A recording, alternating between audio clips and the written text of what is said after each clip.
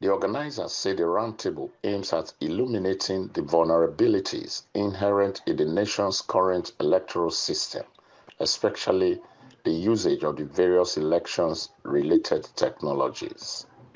Expectedly, it was the convener, Nigerian Intellectual Forum Roundtable, that set the discussion ball on the bimodal voter accreditation system (BVAS) and the Independent National Electoral Commission results viewing portal (IREV) ruling. If we are to ensure credible elections in the country, we must go beyond, what the end was, in the sense that, at least the governors still want to interrogate the process.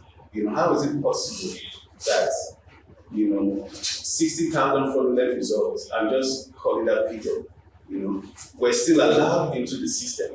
And everything I tell you here is evidence-based, cannot be disputed. We have the documents. We have documents showing that the BVAS was not used in this unit, in this unit, in this unit, in this unit. But yet, those results were not cancelled. They are still there. They were added for the relevant party.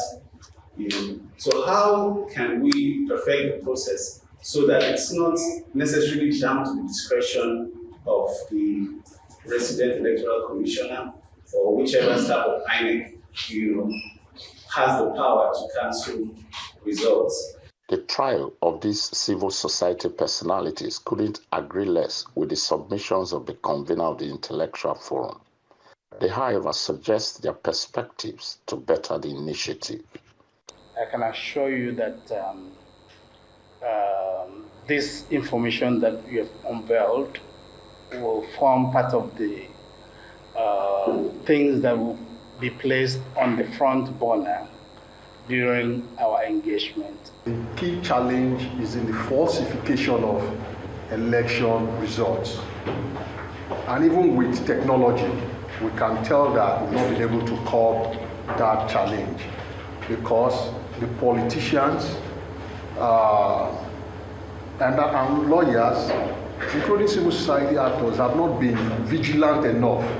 Even on the issue of cancellation that you touched on, that section 51 subsection 2 that says where the number of votes cast at an election in a polling unit exceeds the number of accredited voters in the polling unit, the presiding officer shall. So that is a good provision, but we insisted that there are more grounds where the presiding officer shall, not should, shall cancel the election in that polling unit. And we insisted. Which includes not using the BVAS. Right? Exactly. And we insisted that when ballot boxes are snatched, because we saw all of these things, they will just go and carry the ballot boxes. The presiding officer should immediately cancel the results. We shouldn't wait for the matter to go to court. Nathaniel Akbos is of the Transition Monitoring Group.